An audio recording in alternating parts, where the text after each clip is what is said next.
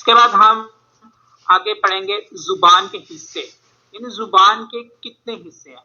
زبان کے 3 حصے ہیں، زبان کی جڑ، بیچ زبان کا حصہ، ان کا کنارہ، اور زبان کی کروٹ اور زبان کی نوک، یعنی کہ جہاں سے زبان سٹارٹ ہوتی ہے اس چیز کو زبان کی جڑ کہا جاتا ہے، اور زبان کے درمیان میں جو حصہ ہے اس کو بیچ زبان یعنی زبان کا درمیانی حصہ کہا جاتا ہے، اور بالکل جو نوک ہے اس کو زبان کا کنارہ، زبان کی نوک، اور جو زبان کے سائڈ والے حصے ہیں اس کو دائیں کروٹ اور بائیں کروٹ، آسانی کے لیے یعنی کہ اس طرف کو آپ دائیں کروٹ کہہ لیں، زبان کی دائیں کروٹ، اور اس والے کو زبان کی بائیں کروٹ۔ اس کے بعد کس کس حرف کا کون سا مخرج ہے یہ ہم رول پڑھ رہے تھے، اس کے بعد ہم نے اس کے 3 پوائنٹ ہم نے پڑھ لیے تھے۔ اس کے بعد ہم پوائنٹ نمبر 4 پڑھیں گے، قاف۔ قاف جو ہے یہ زبان کی جڑ اور تالو کے نرم حصے سے ادا ہوتا ہے، اور اسی طرح کاف، کیف، یہ والا جو ہے قاف اور یہ والا ہے کیف، زبان کی جڑ اور تالو کے سخت حصے سے ادا ہوتا ہے۔ ان دونوں حروف کو حروف لہویہ کہتے ہیں۔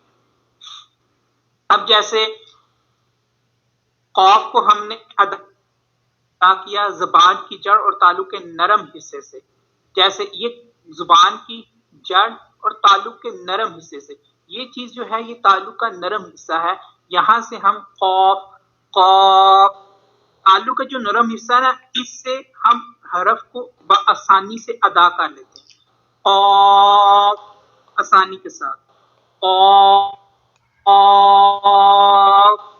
اور اسی طرح جو سخت زبان کی جڑ کے سخت حصے سے، نوٹ کیجئے گا نرم حصہ اور سخت حصہ جو ہے وہ چیک کر لیں، ٹھیک ہے، اس چیز میں یہ چیز نوٹ کیجئے گا، اور اس کو ہم ادا کریں گے کاف، اس کو باریک، اس کو ہم نے پڑھ کیوں پڑھا ہے کہ یہ حروف مستعلیہ میں سے بھی ہیں، ہم نے حروف مستعلیہ پڑھے تھے، حروف مستعلیہ 7، خا، صاد، ضاد، طا، ظا، غین اینڈ قاف۔ یہ قاف جو ہے یہ حروف مستعلیہ میں سے ہے، اس لیے میں نے اس کو پر پڑھا، قاف اینڈ کاف، ان 2 حروف کو حروف لہویہ کہا جاتا ہے۔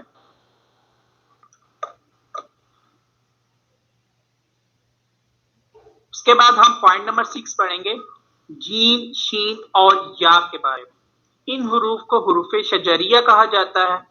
اب ہم ان حروف کو بارے میں پڑھیں گے، یہ کہاں سے ادا ہوتے ہیں۔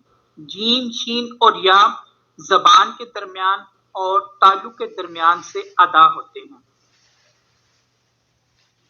جیم زبان کے درمیان اور تالو کے درمیان سے، جیم۔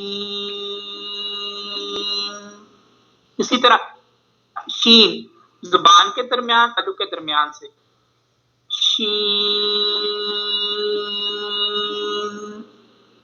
بالکل آسانی سے زبان کے درمیان اور تالو کے درمیان سے ادا ہوتے ہیں۔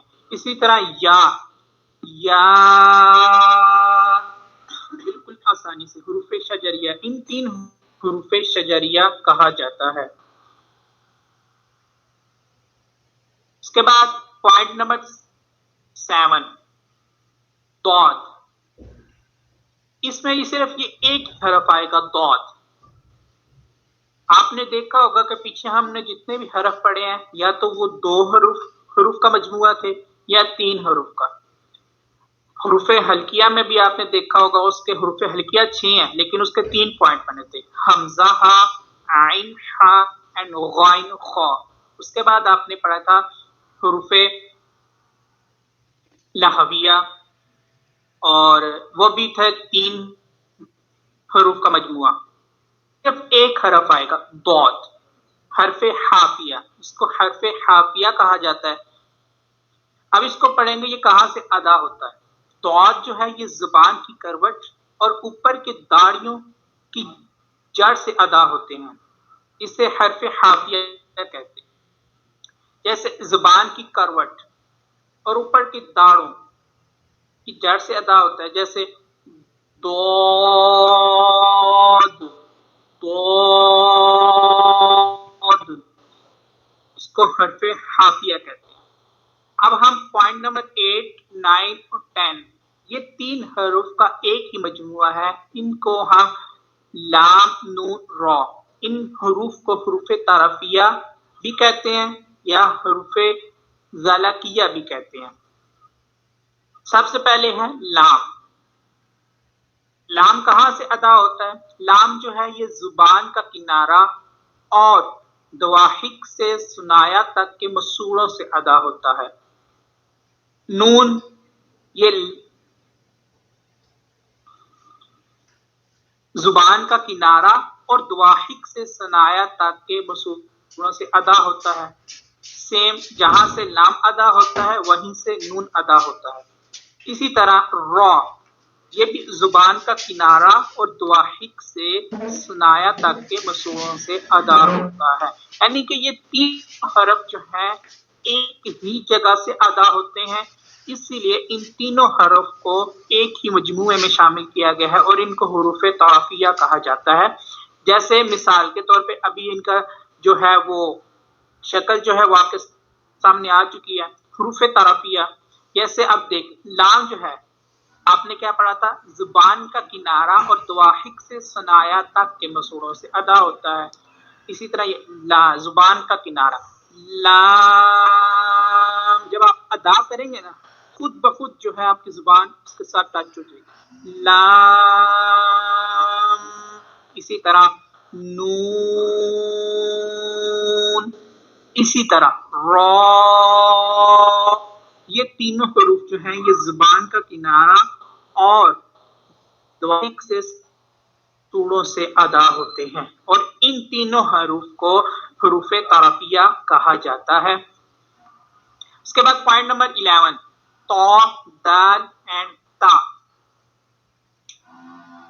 زبان کی نوک اور اوپر کے دانتوں کی جڑ سے ادا ہوتے ہیں اور ان حروف کو حروف نطعیہ کہتے ہیں. آپ دیکھ رہے ہوں گے تصویر میں کہ تا اور دال زبان کی نوک اور اوپر کے دانتوں کی جڑ سے. ابھی میں جیسے پڑھوں گا آپ بھی کوشش کریں گے تو ابھی آسانی سے یہ جو آپ ان کو ادا کریں گے نا تو خود بخود جو ہے وہ زبان آپ کی جو ہے زبان کی نوک اوپر کے دانتوں کی جڑ سے ٹچ ہوگی. دال، تا، تو، تو، تا، دال.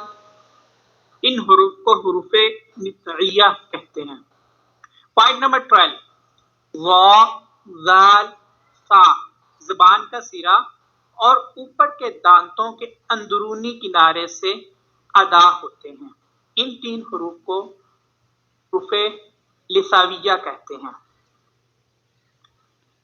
اس کا آسانی سے طریقہ جو ہے آپ تصویر میں بھی دیکھ لیں اور میں آپ کو ایک آسان سا طریقہ بھی بتاؤں گا. ان حروف کا ادا، زبان کا جو سرا ہوتا ہے نا اوپر کے دانتوں کے اندرونی کنارے، تو ان کو ادا کرنے کے لیے آپ زبان کو تھوڑا سا باہر نکال کے نا دانتوں کے درمیان تھوڑا سا باہر نکالیں گے، دانت خود بخود دانت کے ساتھ ٹچ ہو جائے گی.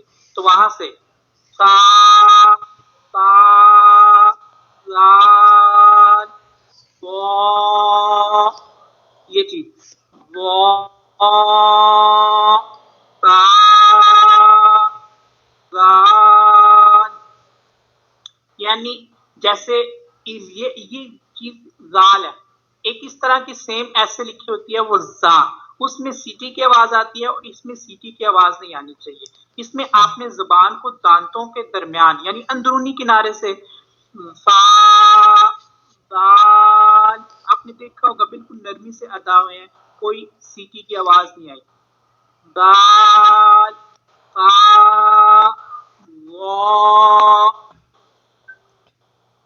کے بعد پوائنٹ نمبر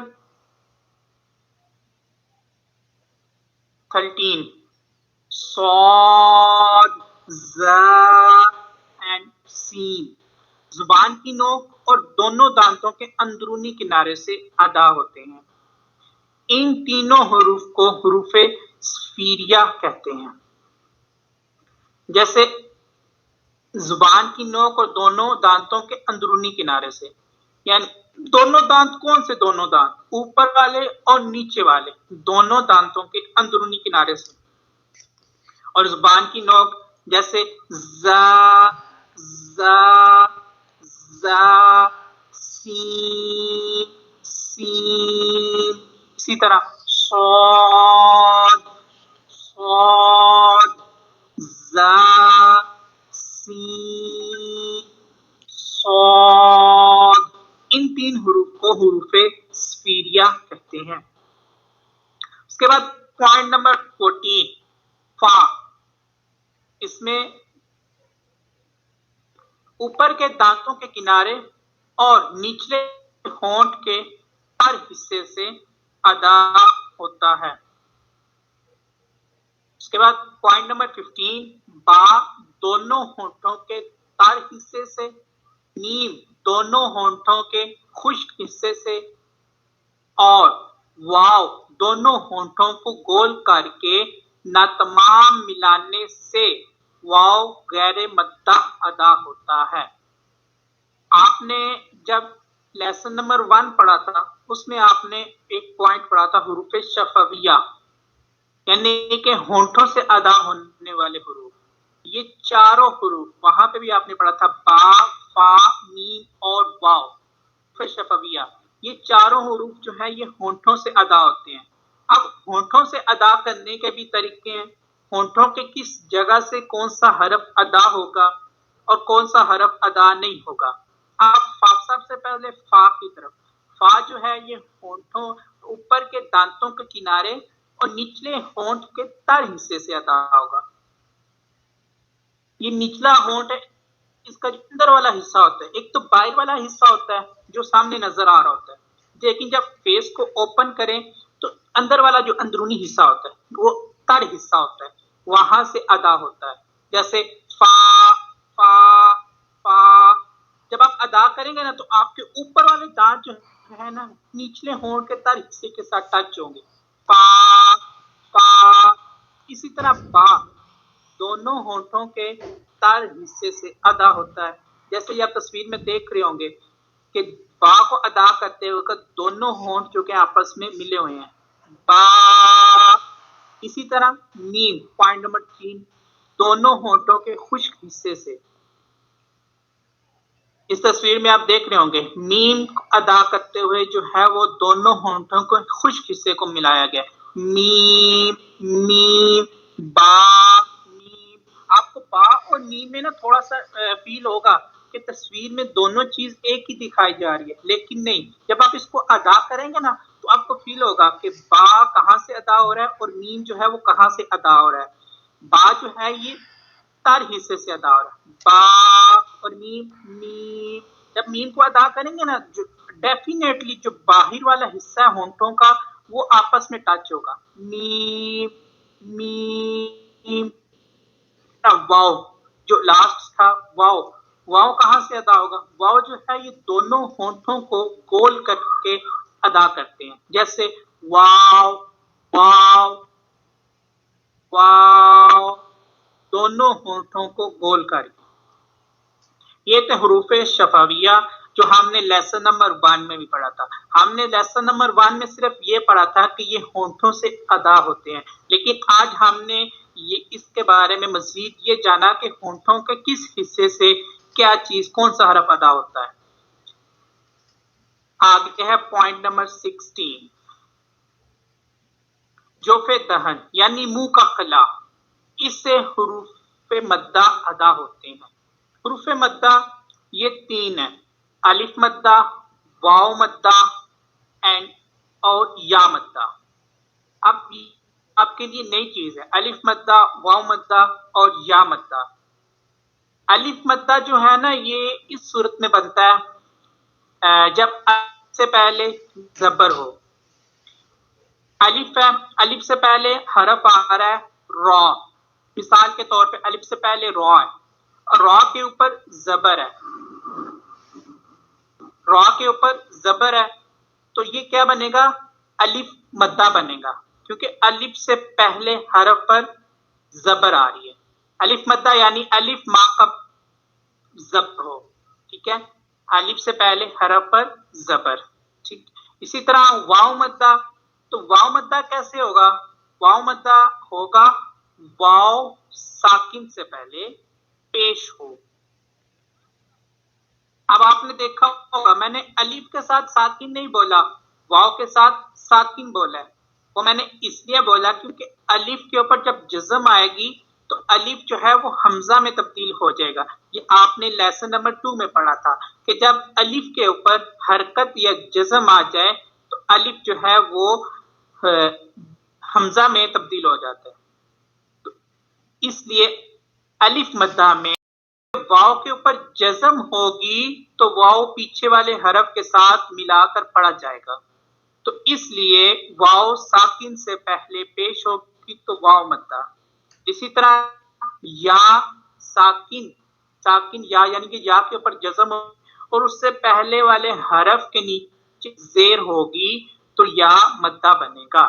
اب ان تینوں کو ادا کرنے کا طریقہ، الف مدہ جو ہے وہ منہ کا خلاف، یعنی کہ مثال کے طور پر را، الف زبر را، جب ہم اس کو پڑھیں گے را تو منہ کی خلا سے ادا ہوگا، یعنی کہ منہ کا کوئی بھی حصہ آپس میں ٹچ نہیں ہوگا، بالکل جو ہے وہ اوپن ہوگا را۔